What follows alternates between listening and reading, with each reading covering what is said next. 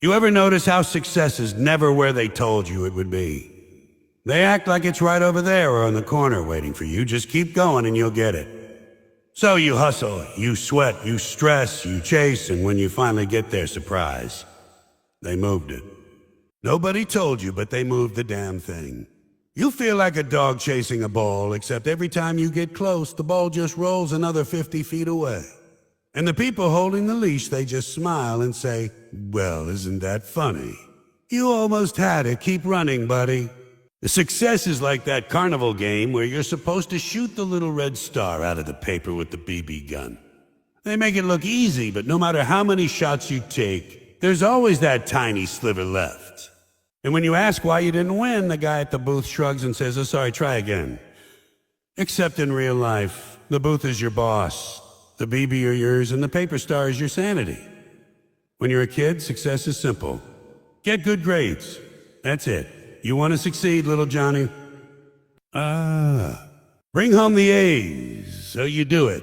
You study, you spell a chrysanthemum right, you memorize the state capitals, and you bring home the A's. And what do they say? "Oh, good job, now keep it up." Keep it up. I thought that was it. I thought I won. Turns out success was just upgraded.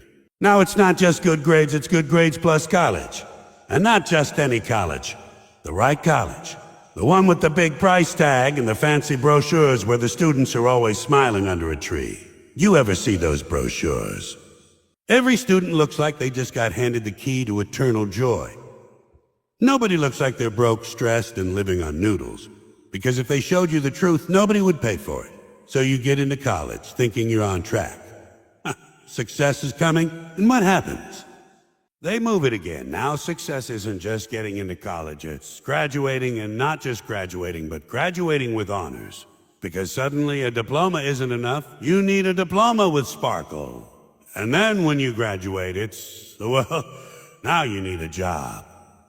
Okay, fine, you get a job. Oh, not that job, though. You need a better job. You see the pattern? Every finish line is just a checkpoint in somebody else's marathon.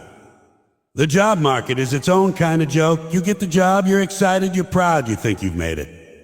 Then you sit in that office for 2 weeks and realize the guy next to you has a bigger desk. A bigger desk. And suddenly you're thinking, well, I can't stop here. I need the bigger desk. And once you get the bigger desk, you notice the guy across the hall has an actual office with a door. A door. Privacy. And then the guy upstairs is not only an office, but a secretary. And the guy above him has a secretary, an assistant, and a parking space. And before you know it, your definition of success has shifted from "I just want a job to won't be happy until I've got an office with my name on the door, and a parking spot with my name on the pavement." But here's the trick. When you finally get the office, you realize the guy upstairs has a corner office with windows. And the sunlight shines in, and it looks like heaven itself has chosen him as its favorite. And now you don't want just an office, you want that office. And when you finally claw your way into the corner office, guess what? They built a new floor above you, and now the guy up there has a view of the whole city. They keep moving the damn line. It's not just work either, it's life. You get the car, you're thrilled, it's yours, you're free. Then you realize, well, it's not a new car. It's used. The neighbor has a new one, shiny, the smell of fresh upholstery, no coffee stains, no squeaky brakes. And suddenly your car isn't success anymore, it's a temporary embarrassment. So you trade up, get the new one, smell the leather, enjoy it for a week. Then you see somebody with a better car, and then someone with 2 cars, and then someone with a car and a boat, and then someone with a car, a boat, and a summer house. You started out thinking success was just having wheels. And now you're convinced it's not success until you're parking a yacht in your own private marina. Same with houses. You get the apartment, you're proud, you're independent. Then you start thinking, well, real success is buying a house. Then you buy the house, and suddenly the house isn't enough. You need a bigger house. You need a better neighborhood. You need 2 bathrooms, 3 bathrooms, a swimming pool, a backyard big enough to get lost in. And the thing about houses is, no matter what you buy, someone has one bigger, newer, shinier, with more gadgets and more granite countertops. Granite countertops. People actually measure success in rocks now. Oh, your kitchen has laminate? How cute. Mine is granite. You're not even cooking. You're just competing in a countertop contest. The whole thing is designed to keep you chasing. They can't let you stop because if you stopped, you'd realize you don't even need half this crap. But they don't want you realizing that. They want you busy, distracted, always reaching. They dangle the carrot, and when you get close, they yank it a little farther away. It's like those cartoons where the guy is running after a dangling sandwich. That's your life. Except you never get to eat the sandwich, you just get hungrier. Even relationships get turned into success contests. You're single, so they say success is finding somebody. You find somebody, you're happy, you're in love. Then they say success is getting married, so you get married. And then success is having kids. So you have kids, and then success is having the right number of kids in the right schools, wearing the right clothes, playing the right sports. And suddenly your success isn't about love or happiness. It's about whether your kid's soccer uniform looks as good as the neighbor's. They've moved the line so many times you don't even remember where it started. And the workplace has its own comedy, their promotion. And they tell you, work hard and you'll move up the ladder. What they don't tell you is the ladder never ends. It's like one of those moving escalators, except you're running up and it keeps stretching. You finally get promoted, you're happy for a week, maybe 2. Then you look up and see 5 more rungs above you. And the guy at the top is waving. Not to say hello, but to say, keep climbing, sucker. Even when you think you've made it, there's always somebody standing there to remind you that you haven't. You buy the house, they tell you about property taxes. You get the job, they tell you about office politics. You get the car, they tell you about insurance. You think you've arrived, but it's just another station on a train that never stops. And the conductor keeps yelling, the next stop, real success. But the train never pulls into the station. It just keeps rolling, and you're stuck on board buying overpriced snacks, waiting for an arrival that never comes. The whole joke of success is that it's never in the present. It's always somewhere else. When you're in school, success is in college. When you're in college, success is in the job. When you're in the job, success is in the promotion. When you're promoted, success is in retirement. And when you retire, success is supposed to be in finally relaxing. Except by then, you're too tired to care. They sold you a dream that kept running ahead of you. And when you finally catch your breath, you realize the dream wasn't even real. The moving target of success is the oldest scam in the book. And the punchline is, the target isn't even moving. It's you. You're the one moving, chasing, running in circles, while the people telling you about success sit back and laugh. They don't need the finish line. They've got you busy chasing it. And the best part for them? You never stop. You keep running until the day you drop, still thinking, I'm almost there. The truth is, the game was rigged from the start. They don't want you to feel successful because if you ever did, you'd stop playing. And if you stopped playing, the whole circus would collapse. So they keep the music going, they keep the prizes flashing, and they keep whispering in your ear, almost there. Almost there. Almost there. But you're not. You never are. That's the design, that's the gag, that's the joke, and the joke's on you. People think success is this personal thing, this private little goal you set for yourself, but let's be honest. It's never about you. It's about the guy next to you. Nobody wants to succeed. They just want to succeed more than someone else. That's the whole game. You don't want a new car, you want a newer car than your neighbor. You don't want a raise. You want a raise bigger than the guy in the next cubicle. You don't even want a good vacation. You want a vacation that makes your friends jealous when they see the pictures. That's what it is. Success is basically bragging rights with a price tag. And the joke is, there's always somebody out there with more. Always. You think you're doing great. You bought yourself a nice couch. Finally got rid of the lumpy one with springs sticking out. You're proud. Then you go visit somebody else and their couch massages you.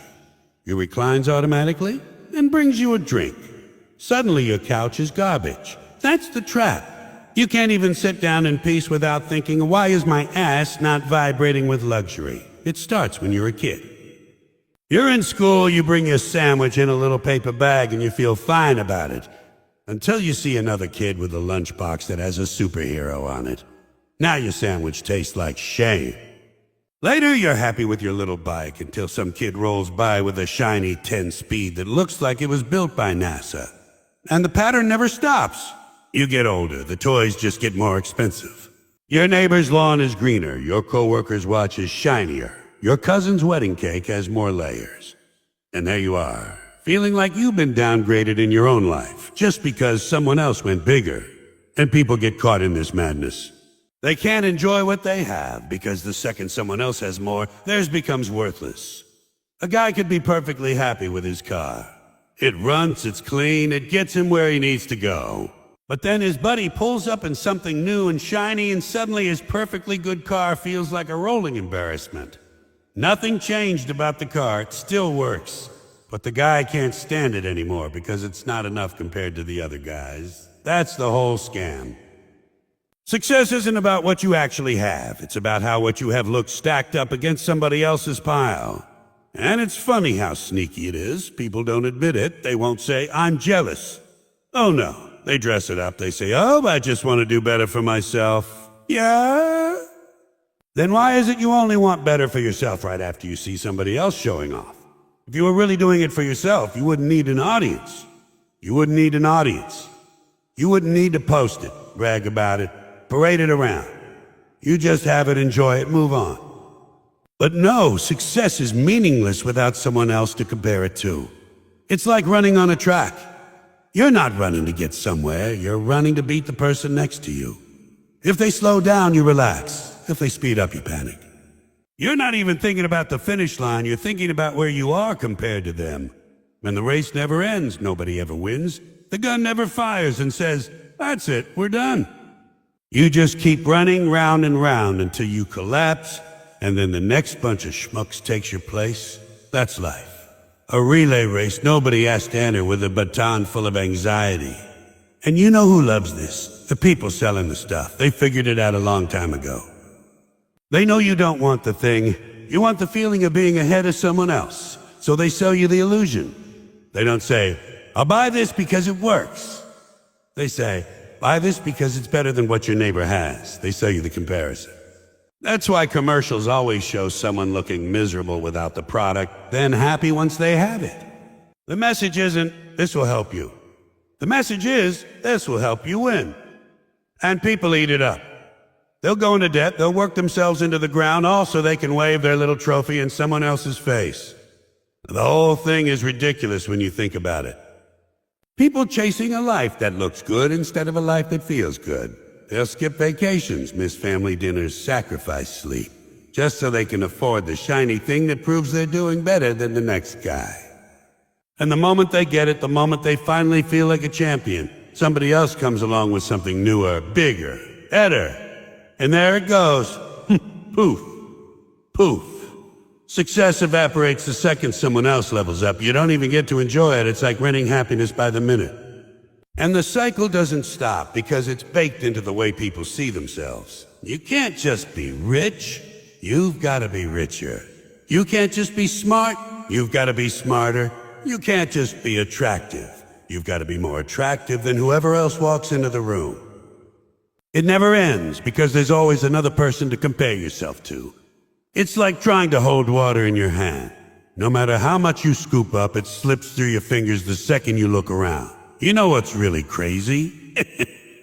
Half the time, the people you're comparing yourself to are just as miserable as you are. They don't feel successful either, because they're busy comparing themselves to someone else. It's like a ladder where everyone's staring at the person above them, wishing they could climb higher, while the guy above is staring at someone else, wishing the same thing. Nobody looks down to realize someone below is staring up at them. Nobody feels like they've made it. Everyone feels behind. Oh, that's the secret. Success is out of reach because the definition keeps moving one rung higher forever. And people waste their whole lives in this trap. They could be happy with what they've got, but they can't because someone else has more. They could feel proud of their achievements, but they won't because somebody else achieved more. They could relax, breathe, enjoy life, but they don't because the scoreboard in their head never turns off. And the funny thing is, nobody else is keeping score. Nobody cares about your imaginary game because they're too busy keeping score on themselves. It's insanity. Everyone trapped in their own little competition, thinking the world is watching, when really the world is too busy worrying about itself. The comedy of it is that the whole thing is optional. You don't have to compare. You don't have to measure. You don't have to run the race. You could just stop. You could say, you know what? My couch is fine. My car is fine. My life is fine. But people won't do it because they're addicted to the chase. They can't imagine living without a scoreboard. They need to know who's winning even though there are no winners. They need to know who's ahead even though there's no finish line. It's like a game with no rules, no end, and no prize. And somehow everybody still plays. That's the punchline of comparison. The whole trap is invisible until you stop running. But nobody wants to stop because they think stopping makes them a loser. And as long as you're scared of losing, you can never actually win. That's the kind of twisted logic people live their whole lives on. You run, you stress, you compare, you envy, all so you can keep up in a race nobody even cares about. And the real life? The scoreboard only exists in your head. They always tell you success will make you happy. That's the big sales pitch. Work hard, climb the ladder, buy the house, get the car, and you'll finally be happy. Like happiness is waiting for you at the finish line holding a balloon and a slice of cake. But when you finally get there, you realize happiness took the day off. They promised you a party, but all you get is a bill. That's the scam. They don't sell you happiness. They sell you the idea that happiness comes later after you bought their package deal. It's like one of those cereal boxes that says a toy inside. You rip it open, pour out the cereal, dig to the bottom, and the toy is missing. Happiness is the missing toy. The myth is that success equals happiness. But the truth is, success just means you're on a treadmill. The treadmill looks nice, shiny, high-tech, maybe with a cup holder and a fan, but you're still running in place. You sweat, you grind, you pant, and when you stop, you're right where you started, except now you're tired. That's what chasing happiness through success feels like, exhausting yourself to stay in the same spot. You ever notice how the commercials never show anybody who's already happy?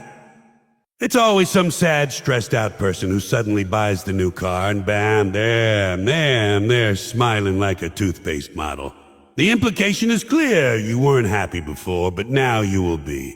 All it took was 30 grand and a 6-year loan. They've convinced people that joy can be financed. Meanwhile, the guy in the commercial probably took the bus to the audition and borrowed the suit. But in 30 seconds, he's the poster child for fulfillment. The workplace has its own flavor of this nonsense. You think getting that promotion will finally make you happy. You fantasize about it. The new office, the respect, the paycheck. And when it finally happens, you celebrate for a week. Maybe you buy yourself something nice, go out to dinner. But then the shine fades and you realize you're just doing the same crap with a fancier title. You're not happier, you're just busier. Success gave you a bigger desk, but the same headaches. You don't sleep better because of the promotion. You just lose sleep worrying about the next one. And the craziest part? People brag about their misery. That's how twisted the myth has become. You ask somebody how they're doing and they go, "Oh, I've been working 60 hours a week. I'm exhausted. I barely see my family." And they expect applause. They wear suffering like a medal. They think the more miserable they are, the closer they must be to success. Look how hard I'm working. I must be happy soon. That's like saying, look how much I'm starving. I must be full soon. It doesn't add up. Even retirement is part of the scam. You're told to work your whole life, save every penny, and then finally in your golden years, you'll be happy. That's the pitch. Suffer now, smile later. But later comes and half the time you're too tired to enjoy it. You've spent 40 years putting off happiness, waiting for some magical future, only to find out the future isn't magical. It's just you, older, stiffer, wondering what the hell happened. The myth robbed you of the present in exchange for a promise that never arrived. It's everywhere. Take vacations. They say you work hard all year, and you'll earn 2 weeks of happiness. 2 weeks out of 52. You sell your soul for 50 weeks so you can rent it back for 2. And during those 2 weeks, you're not even relaxed because you're thinking about the 50 weeks waiting for you when you get back. That's not happiness. That's temporary amnesia. They don't want you actually happy because happy people don't buy much. Miserable people spend money. Happiness is bad for business. The same goes for all the toys they sell. They convince you the gadget, the car, the clothes, the house, those are the keys to happiness. And when you buy them, you do feel happy, but only for a moment. That's the hook. The first week you're thrilled. The second week you're okay. By the third week you barely notice. And by the fourth week you're already looking for the next thing. It's not happiness, it's distraction. Success keeps you shopping for joy in aisle 9. But the shelf is always empty. The funniest part is how people try to justify it. You ask them if they're happy and they say, "Oh, I'm getting there." Where is there? They talk about happiness like it's a bus stop. "Oh, don't worry, I'm on my way. Should be there any day now." No, you're not. You're on a bus that keeps circling the block, and every time you look out the window, the driver says, "The next stop, happiness," but he never opens the door.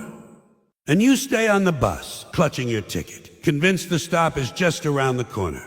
Even in families, the myth creeps in. Parents tell kids to do well in school, get into college, find a good job, and you'll be happy. And the kids believe it. They run the race, they check the boxes, and they grow up confused, wondering why they still feel empty. And they pass the same line to their own kids, because that's all they know. It's a cycle of disappointment wrapped in a bow. Nobody wants to admit they were sold a lie, so they keep selling it to the next generation. And love isn't immune either. They tell you, find the right partner, get married, and you'll be happy. So people rush into it thinking the ring is the magic key. Then after the honeymoon, they realize happiness doesn't come with the ceremony. Now they're two people staring at each other, waiting for the joy to show up like a late pizza. And when it doesn't, they think something's wrong. But nothing's wrong. It's just that success in love doesn't guarantee happiness any more than success in work. But the myth keeps people running, desperate to fix what isn't broken, chasing happiness where it doesn't live. The whole thing is built on delay. Be happy later, smile later, relax later. Later is the word they use to control you. Because as long as you're waiting for later, you'll keep working, keep buying, keep sacrificing. Later is the leash, and happiness is the carrot dangling in front of you. And the cruelest part is, later never comes. It's always later, never now. By the time you realize that, most of your nows are gone. And the truth nobody wants to admit is that success doesn't bring happiness. It brings more success to chase. The second you achieve one thing, there's another thing waiting. You graduate, then you need the job. You get the job, then you need the promotion. You buy the house, then you need the bigger house. It's a staircase with no top floor. You keep climbing, thinking the next step will be the one that feels good. But the staircase just keeps going until you're too tired to climb. Happiness wasn't at the top. It was sitting on the step you skipped 20 years ago. But you missed it because you were too busy running past it. That's the real gag. Happiness isn't in success. It's in the moments you ignore while chasing it. The laugh you had with a friend, the walk you took on a sunny day, the stupid little joys that don't cost a dime. Those were the real thing. But you brushed them off, thinking the big prize was around the corner. And when you finally get to the corner, all you find is another corner. That's the setup. That's the joke. And the punchline is brutal. The myth of happiness through success is what keeps you from being happy in the first place. Because the second you believe it, you're trapped. You're locked in a game you can't win, chasing a prize that doesn't exist, running laps on a track that goes nowhere. And you spend your whole life looking for the party at the finish line, only to realize the party was happening the whole time, and you walked right past it. And that's why success never makes anybody happy. The whole chase for success is supposed to be serious. Everybody's running around like maniacs, sweating, stressing, climbing, crawling, scheming, all because they think there's this big payoff at the end. And the joke, the cosmic gag, is that there is no payoff. The chase itself is the gag. You're running in circles, thinking you're getting closer, when really you're just getting dizzy. It's like a dog chasing its tail, except the dog has the good sense to stop once in a while and lie down. People never stop. They think the tail's got money in it. That's the whole trick. Keep them running. They sell you the idea that life is a big game of hide and seek, and success is hiding somewhere just out of reach. But success isn't hiding. There's nothing there. You're looking for a pot of gold at the end of the rainbow, but the rainbow keeps moving because you're moving. The rainbow doesn't end. it bends, and you're stuck on the ground, chasing colors in the sky like a confused leprechaun, and everybody buys into it. The teachers, the bosses, the neighbors, the family, everybody's in on the gag. Not because they know it's a gag, but because they're just as trapped as you are. They were told to run, so they tell you to run. They were told to chase, so they hand you the baton. Nobody ever stops to ask, hey, is this race even real? Because the second you ask, the whole illusion falls apart, and it is an illusion. Think about it. You're told to get the grades, get the job, get the promotion, get the house, get the car, get the stuff. But notice it's always get. Never enjoy. Never a lie.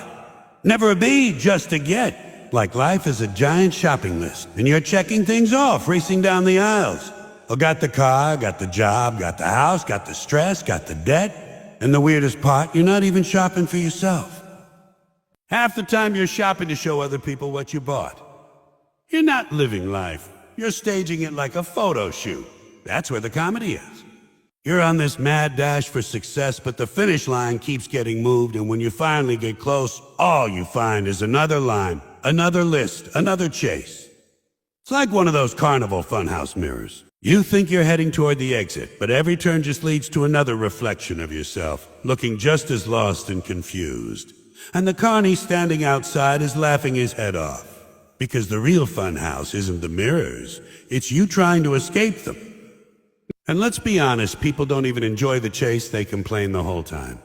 Oh, I'm so tired, I'm so stressed, I hate my job. I can't take this anymore. But do they stop? No.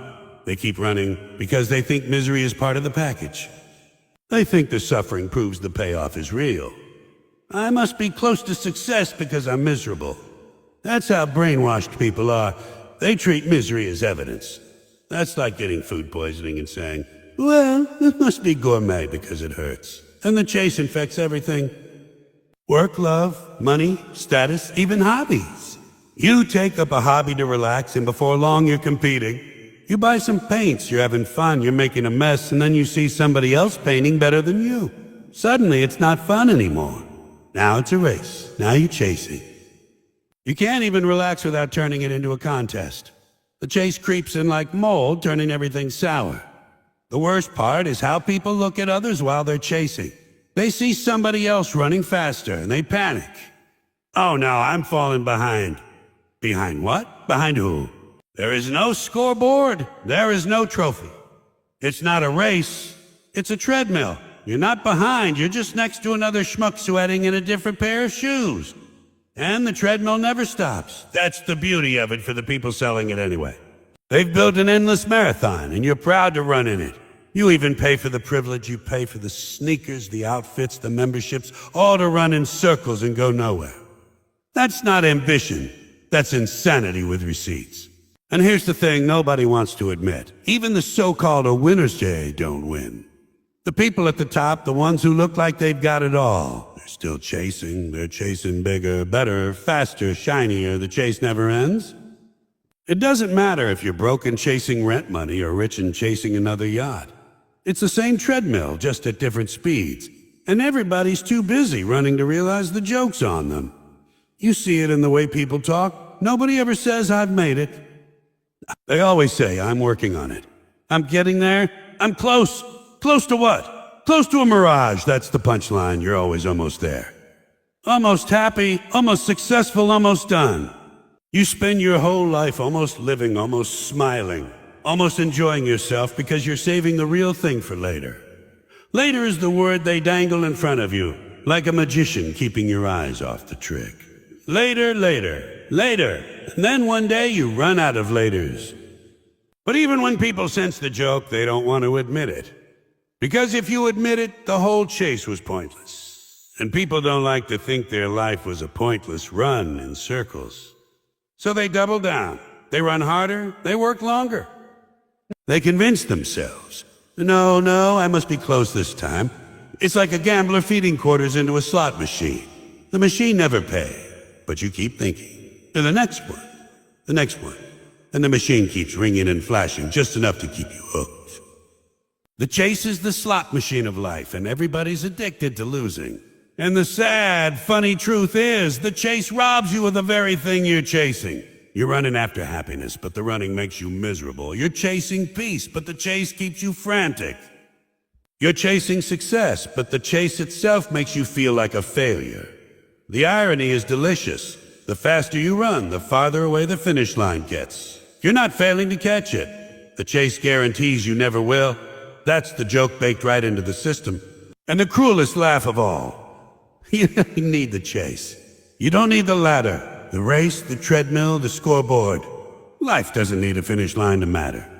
But they don't want you figuring that out, because if you did, you'd step off the treadmill. You'd sit down, you'd laugh, you'd enjoy the damn sandwich without worrying about who's got more cheese.